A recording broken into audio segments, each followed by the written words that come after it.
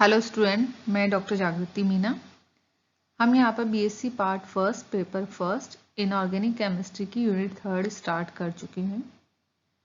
Unit third में हमने एक लेक्चर देख लिया है जिसके अंतर्गत हमने आयनिक सॉलिड्स की जनरल इंट्रोडक्शन को देखा था, साथ ही साथ में आयनिक रेडियस और समन्वय संख्या के बारे में भी पढ़ा था।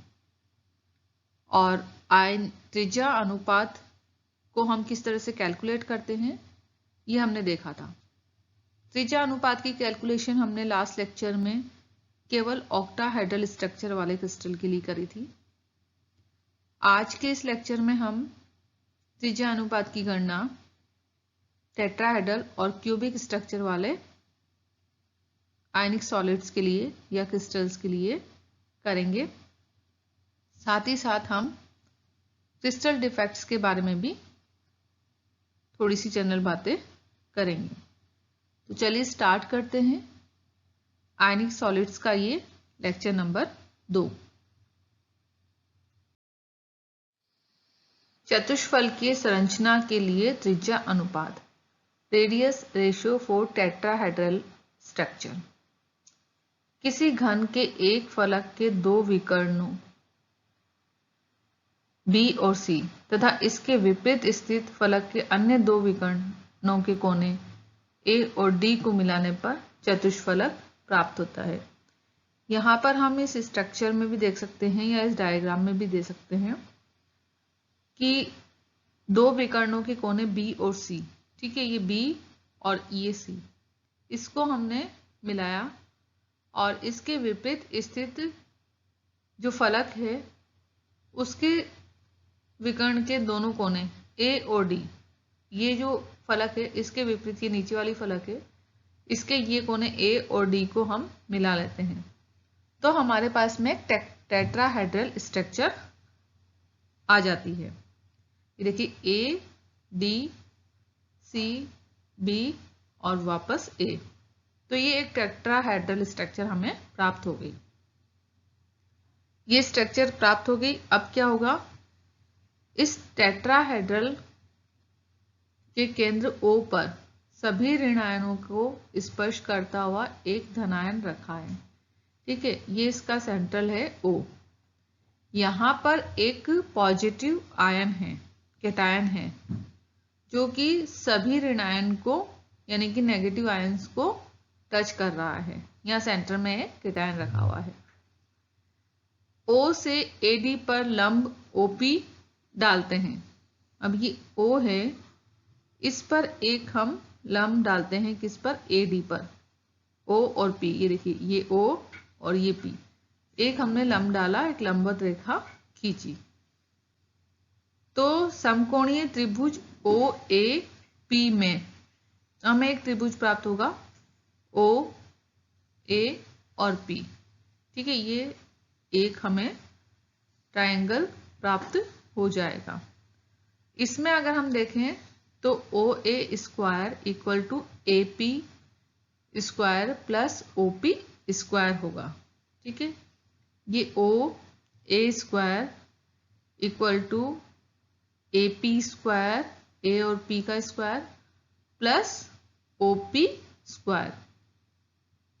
यहाँ OA जो है वो है OA equal to R plus plus R minus, यानी कि कैटायन की रेडियस और एनायन की रेडियस, ठीक है, O और A।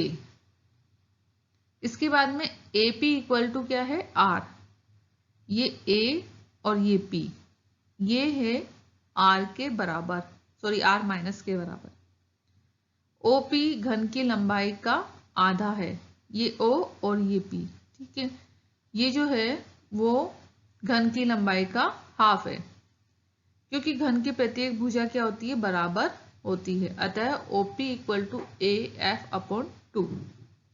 F कहाँ है, ये देखिए ये F है, तो OP जो होगा वो किसके इक्वल होगा, AF के आधे के। AF क्या है, घन की भुजा है, इसका आधा कर लिया तो वो OP के बराबर हो गया, तो घन की लंबाई अपॉन 2, ये हो गया OP। अब इक्वेशन नंबर 4.1, इक्वेशन नंबर 4.1 ये वाली है। इसमें ओ ए तथा ए पी का मान रखने पर ओ ए का मान कहाँ से आएगा, O A equal to R plus plus R minus यहाँ से आएगा। और ए पी का मान क्या था, ए पी का मान A P equal to R minus था। तो इस वाले इक्वेशन में हम ओ ए और ए पी का मान रखेंगे तो हमारे पास एक इक्वेशन प्राप्त होगी, वो होगी R plus plus R minus whole square equal to R minus whole square plus OP square as it is रह जाएगा। बाकी हमने ए पी स्क्वायर की वैल्यू रख दी और ओ ए स्क्वायर की वैल्यू यहाँ हो गई, ओ ए की वैल्यू नॉट स्क्वायर की वैल्यू, यहाँ पे भी ए पी की value not a P square की वैल्यू। तो हमें एक इक्वेशन प्राप्त हुई है 4.2, हमने उसको नंबर दे दिया। ओपी का मान ज्ञात करने के लिए त्रिभुज ए डी एफ लेते हैं। तो A D square equal to A F square plus D F square, क्योंकि A F equal to D F है तो A D square equal to 2AF square. A D equal to under root 2AF हो जाएगा। यहाँ A D से हमने square हटा दिया तो इसका अंडर रूट हो जाएगा। ए डी का मान 2R माइनस के बराबर होगा, क्योंकि चतुष्फल की संरचना में दो ऋणायन इसी विकर्ण रेखा पर ए डी पर स्थित है। अगले पृष्ठों में जब हम घन संरचना जिसकी समन्वय संख्या 8 है के लिए त्रिज्या अनुपात की गणना करेंगे तब वहां भी इस प्रकार के दो त्रिभुज हमें OAP तथा ADF होंगे, लेकिन वहां पर क्योंकि आयन घन के कोणों पर स्थित होंगे अतः हमें घन की लंबाई AF 2R माइनस अर्थात OP equal to R minus ज्ञात होगी। ये हम आगे वाली स्लाइड में देखेंगे जब हम क्यूबिक स्ट्रक्चर को देखेंगे, क्योंकि OP घन की लंबाई AF का आधा है, लेकिन वहां हमें विकर्णीय रेखा AD अर्थात AP अज्ञात होगा। समीकरण 4.3 में AD का मान रखने पर क्या होता है देखते हैं। 2R minus equal to under root AF, AF equal to 2R minus upon under root 2, ये अंडर रूट 2 को हमने इधर ले लिया। अतः घन की लंबाई AF equal to under root 2R minus हो गई। हम जानते हैं कि OP equal to AF upon 2, तो OP इक्वल टू क्या होगा under root 2R minus upon 2। ये AF की वैल्यू जो है वो हमने रख दी, OP equal to AF upon 2 में AF की वैल्यू यहाँ से रख दी, तो हमारे पास OP equal to under root 2R minus upon 2 आ गया। OP equal to R minus upon under root 2, ठीक है। OP का यह मान समीकरण 4.2 में रखने पर, जो हमने पहले देखी थी 4.2, उसमें अगर हम रखेंगे तो R plus plus R minus इसका whole square equal to R minus का whole square plus R minus upon under root 2 का होल स्क्वायर। यहाँ हमने OP की वैल्यू नहीं रखी थी पहले समीकरण 4.2 में, तो अब हमें OP की वैल्यू प्राप्त हो गई, तो अब हमने यहाँ पर इसमें रख दी। R plus plus R minus whole square equal to R minus square plus R minus square upon 2, इसको पूरा सॉल्व किया तो ये आया। R plus plus R minus whole square equal to 2R minus square plus R minus square upon 2, ये इसको solve करने पर प्राप्त हुआ। R plus plus R minus का whole square equal to 3R minus square upon 2। अब दोनों तरफ के वर्ग हटाने पर R plus plus R minus equal to root 3/2 R minus हो गया, ठीक है। हमने यहाँ पे वर्ग हटाया तो इसको हमने रूट में कन्वर्ट कर दिया। R plus equal to root 3/2 R minus minus R minus, ये जो R माइनस था इसको हम इधर ले आए, इसलिए माइनस में R माइनस आ गया। R plus equal to R minus root 3/2 minus 1, R plus upon R minus equal to root 3/2 minus 1। ये जो R माइनस था इसको हम इसके नीचे ले गए R प्लस के नीचे, इसलिए हमें R plus upon R minus लिखा है। R plus upon R minus को हम कैपिटल R स्मॉल r लिख सकते हैं, तो R r equal to R plus upon R minus equal to, जब इसको पूरे को सॉल्व किया हमने तो हमारे पास में जो वैल्यू आई वो आई 1.225 माइनस 1। तो r capital R equal to 0.225। तो ये हमारे पास में त्रिज्य अनुपात आया किसके लिए? टेट्राहेड्रल स्ट्रक्चर के लिए। तो ये था त्रिज्य अनुपात टेट्राहेड्रल स्ट्रक्चर का। नेक्स्ट है घनीय संरचना के लिए त्रिज्य अनुपात, radius ratio for cubic structure. ठीक है, हमने अभी ऑक्टाहेड्रल और टेट्राहेड्रल स्ट्रक्चर के लिए रेडियस रेशियो देखा, अब हम क्यूबिक स्ट्रक्चर के लिए देखते हैं। घनीय संरचना में धनायन की समन्वय संख्या कितनी होती है? 8। अतः 8 ऋणायन के केंद्र धन के कोणों पर तथा धनायन घन के केंद्र O पर स्थित होता है। 8 जो नेगेटिव आयन होंगे वो क्या होंगे? घन के कोणों पर होंगे, और जो पॉजिटिव आयन होगा वो घन के केंद्र O पर स्थित होगा, जैसा कि इस डायग्राम में भी दिखाया गया है। इस प्रकार धनायन प्रत्येक ऋणायन को तथा पड़ोसी ऋणायन एक दूसरे को स्पर्श करते हैं। गणना की सुविधा की दृष्टि से आयनों के केवल केंद्र बिंदु को चित्र में दर्शाया गया है। यहाँ पर ये देखिए जो डायग्राम है इसके अंदर O जो है वो कैटायन है, और ये जो है छोटे छोटे डॉट्स ये नेगेटिव आयन है या एनायन है। ठीक है, घनीय संरचना के लिए त्रिज्या अनुपात ज्ञात करने की गणितीय विधि लगभग चतुष्फल की संरचना के समान ही है जो अभी हमने देखी थी। घनीय संरचना में AF घन लंबाई 2r माइनस ज्ञात होता है। अब AF देखिए, A और F इसकी जो लंबाई है वो 2r माइनस है। ठीक है, क्योंकि ये ऋणायन के लिए है। लेकिन विकर्ण रेखा AD अर्थात AP ज्ञात करना।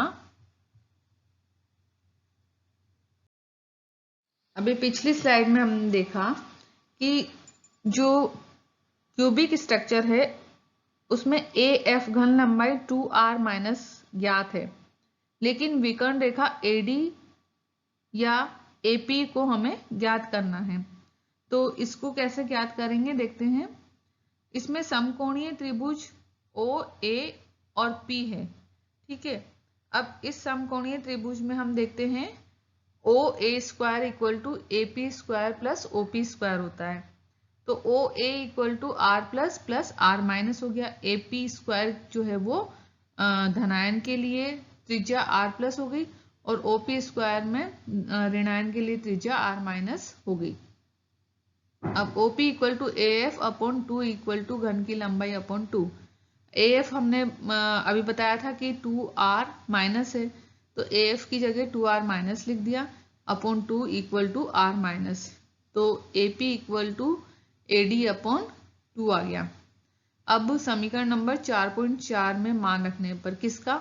AP का मान रखने पर R plus plus R minus square equal to AP square plus R minus square. AP का मान ज्ञात करने के लिए त्रिभुज ADF लेते हैं। तो AD square equal to AF square plus DF square. AF equal to DF है, तो AD square equal to 2AF square हो जाएगा। वर्ग हटाने पर AD equal to under root 2AF हो जाएगा। अब हम जानते हैं कि AF घन की लंबाई है, अतः AF equal to 2r minus हो जाएगा, है ना। आप समीकरण नंबर 4.6 में AF का मान रखते हैं। 4.6 कहाँ है? ये वाली। इसके अंदर AF का मान रखेंगे हम, तो AF का मान रखेंगे तो AD equal to root 2.2r minus हो जाएगा। ठीक है, AF का मान कहाँ से लिखा हमने? ये यहाँ से 2r माइनस। ठीक है, इसलिए हमने यहाँ पे 2r माइनस किया। हम जानते हैं कि AP equal to AD upon 2 है। ओके, यहाँ हमने निकाला था AP equal to AD upon 2। तो AP इक्वल टू AD, अब AD की वैल्यू भी आ गई, तो AD की वैल्यू को यहाँ AD अपॉन 2 में रख देंगे। तो AD की वैल्यू यहाँ से अंडर रूट 2.2r माइनस है, तो अंडर रूट 2.2r माइनस हमने लिख दिया अपॉन 2 कर दिया। तो AP equal to root 2r minus. अब AP का मान समीकरण 4.5 में रखने पर, ठीक है, ये समीकरण 4.5 है हमारे पास में, इसमें हम AP का मान रखेंगे। AP का मान हमें ये यहाँ से प्राप्त होगा। R plus R minus square equal to √2R minus whole square plus R minus square, ये हमने AP का मान रख दिया। R plus R minus square equal to 2R minus plus R minus square. अब R plus R minus square equal to 3R minus square, R plus R minus equal to √3R minus. Okay, अब R plus equal to √3R minus minus R minus, ये R minus जो है वो इधर से उधर गया तो ये माइनस में कन्वर्ट हो गया, माइनस R माइनस हो गया। अब R plus equal to R को माइनस कॉमन हो गया, √3 माइनस 1 को हमने ब्रैकेट में ले लिया। अब ये जो R माइनस है इसको हम R प्लस के नीचे ले आएंगे तो R plus upon R minus equal to √3 minus 1। √3 की जो वैल्यू है वो 1.732 होती है, तो R plus upon R minus को हम कैपिटल R लिख सकते हैं, जो कि धनायन और ऋणायन की त्रिज्या का अनुपात है। तो capital R equal to 1.732 minus 1, तो कैपिटल R की वैल्यू आएगी 0.732। ये आ जाएगा रेडियस रेशियो किसके लिए, क्यूबिक स्ट्रक्चर क्रिस्टल के लिए। तो इस तरह से हम क्यूबिक स्ट्रक्चर क्रिस्टल के लिए और टेट्राहेड्रल स्ट्रक्चर के लिए रेडियस रेशियो का कैलकुलेशन कर सकते हैं। हमारा जो नेक्स्ट टॉपिक है वो है लैक्टिक डिफेक्ट, या हम इसे क्रिस्टल डिफेक्ट भी कहते हैं। एक आदर्श क्रिस्टल में प्रत्येक धनायन और ऋणायन अपने नियत स्थान पर होते हैं। ठीक है, एक आइडियल अगर क्रिस्टल होगा तो उसमें कैटायन और एनायन जो होंगे वो अपनी फिक्स पोजीशन पे होंगे, और ऐसी संरचना केवल परम शून्य ताप पर ही पॉसिबल है, सामान्य टेम्परेचर पर ये पॉसिबल नहीं है। परम शून्य ताप मीन्स एब्सोल्यूट जीरो टेम्परेचर से हाई टेम्परेचर पर आयन में हमेशा थर्मल वाइब्रेशन पाया जाता है, जिसके कारण आयन जो है वो अपनी जो फिक्स पोजीशन होती है उससे थोड़े डाइवर्ट हो जाते हैं, विचलित हो जाते हैं। और इस लेसन में केवल बिंदु त्रुटियों के विषय में ही चर्चा की गई है। क्रिस्टल ठोस में मुख्य रूप से 2 डिफेक्ट बताए गए हैं यहाँ पे। इन दोनों डिफेक्ट को हम देखते हैं। पहला जो डिफेक्ट है वो है स्टोक्योमेट्रिक डिफेक्ट, जिसे हम हिंदी में रस समीकरणीय त्रुटियां भी कहते हैं। और जो सेकंड है वो है नॉन स्टोक्योमेट्रिक डिफेक्ट, अरस समीकरणीय त्रुटियां। अब हम थोड़ा सा इन जो क्रिस्टल डिफेक्ट है इसको थोड़ा इजी करने के लिए एक हमने यहाँ पर चार्ट शो किया है, और जिससे कि क्रिस्टल त्रुटियों का वर्गीकरण आसानी से आपको समझ में आ जाएगा। यहाँ पर ये देखिए जो क्रिस्टल डिफेक्ट है या लैक्टिक डिफेक्ट है उनको 2 डिफेक्ट्स में डिवाइड किया गया है, स्टोक्योमेट्रिक और नॉन स्टोक्योमेट्रिक। फिर जो स्टोक्योमेट्रिक है उसको फिर 2 डिफेक्ट में डिवाइड किया गया है, शॉर्टकी डिफेक्ट और फ्रैंकल डिफेक्ट। और नॉन स्टोक्योमेट्रिक को फर्दर 2 डिफेक्ट में डिवाइड किया गया है, मेटल एक्सिस डिफेक्ट और नॉन मेटल एक्सिस डिफेक्ट। अब मेटल एक्सिस डिफेक्ट को फर्दर 2 में डिवाइड किया गया है। पहला है ऋणायन रिक्तियों की उपस्थिति, प्रेजेंस ऑफ एनायन वैकेंसीज, और दूसरा है अंतरकाशी धनायन। ठीक है, और जो नॉन मेटल एक्सिस डिफेक्ट है उसको फर्दर 2 में डिवाइड किया गया है। पहला है धनायन रिक्तियों की उपस्थिति, प्रेजेंस ऑफ एनायन वैकेंसीज, और दूसरा है अंतरकाशी ऋणायन, जिसको हम इंटरस्टिशियल एनायंस भी कहते हैं। तो ये जो था वो था क्रिस्टल डिफेक्ट या लैक्टिक डिफेक्ट का एक क्लासिफिकेशन। अब इन डिफेक्ट्स को डिटेल में हम आगे के लेक्चर में पढ़ेंगे।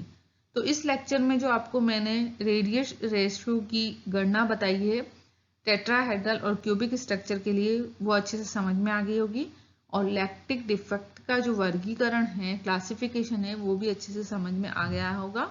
आगे के लेक्चर में हम लैक्टिक डिफेक्ट को डिटेल में स्टडी करेंगे। Thank you so much.